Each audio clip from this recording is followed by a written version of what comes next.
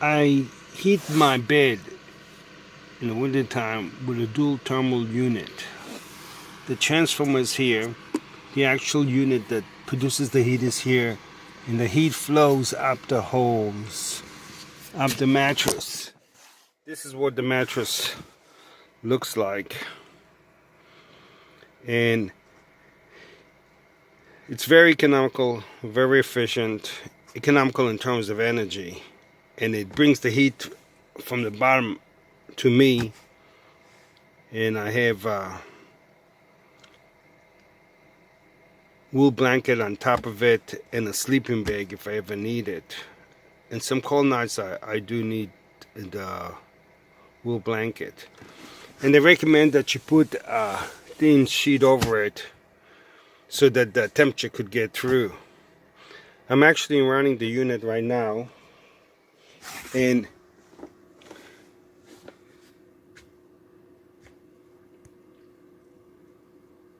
this is what it is. It's a DualTemp by Sleep Number, and see how you can actually cool one side of the bed and heat the other. Now I'm only using one side. Here's the hose for the second side. I'm not using the second side, so because it's only me in it. And at one time I will either heat or cool. But so I haven't used it because I didn't have it when the hot season comes, but I'll see how the air conditioning system works on it later. But you've seen it in my previous videos, and I put the links. I said I was using it, but I didn't explain it. So this is the dual temperature by Sleep Number. And right now I have it on a setting of 3. And this is the control, which you've seen before. And right now it's on 3 units of heat. In 3 units of heat, I learned this new camera. This 3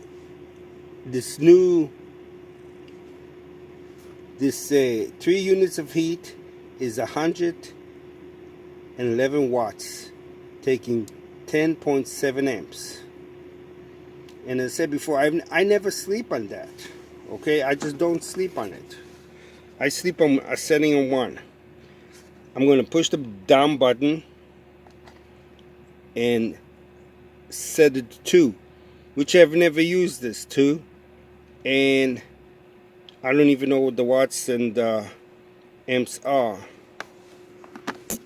But it does take this the unit a little time to settle. It's saying is 4.7, 4.6, 45 watts. I mean, I would go with the 45 watts we saw a second ago, and I would go with 5 something amps. So it takes a little while to set.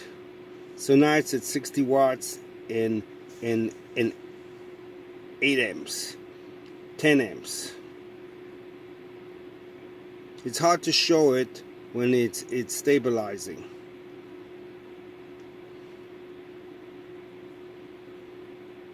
I did warm up the units. I was hoping it would just give us a quick read. And this is the first time I ever set it on 2. So right now they say we're 11 amps, 117 watts. Okay.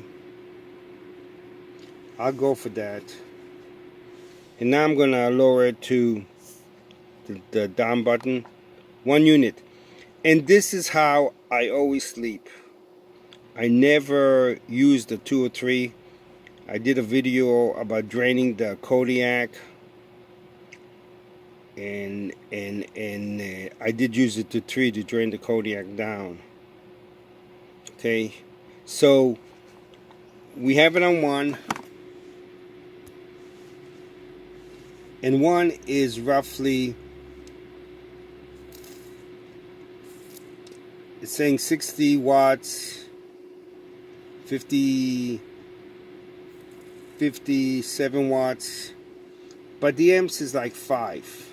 And on the video, the last video where I drained the Kodiak, on it I have a picture of it at steady state of what the amps and watts are. And right now it's settling. But can you imagine heating up? Now you don't heat up the whole van. All you're doing is warming up your environment underneath you, and then you're heating underneath you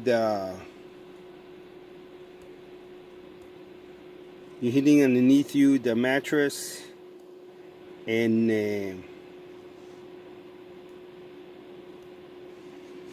you're heating underneath you the mattress, and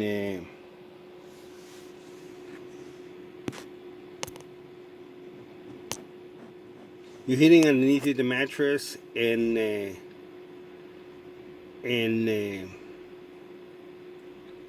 that gives you the heat. So it's a localized heat, and you're really comfortable. And on a really cold night, you could feel the cold air, but then I have a sleeping bag, and I throw the sleeping bag over my head, and I have no trouble. But here it is, putting out heat it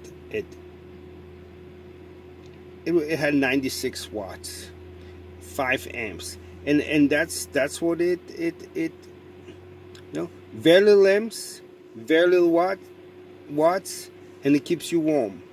And I only use it on the one setting, and the Kodiak has no trouble keeping it up all the time from the little energy, from the solar energy that it gets. And I go day after day after day with that. But I did drain it on purpose, and I did a video on it, and that's when I ran it on 3. But if you want a dry heat, which is my preference, a dry heat comes from electric, and I do it this way, and it's warm, you know. And it's saying now it's taking 5 amps, you know. Now it's at 42, 5 amps, 57 watts, but that's nothing. When I had the small 250 watt heater, which you guys saw, it was running over 300 watts, taking up power, 300 watts. But if you want an alternative heating source, this is our alternative heating source. Purely, it's expensive though. It's expensive though. I'm switching for a twin. For a twin mattress, it's regularly $900. Regularly $900. On sale now for $500. But it's expensive, you know, and it's by cell number. I mean the sleep number. So if you guys wanted to try, it's expensive, but I like it. You know, I needed heat on those cold nights, and I wanted my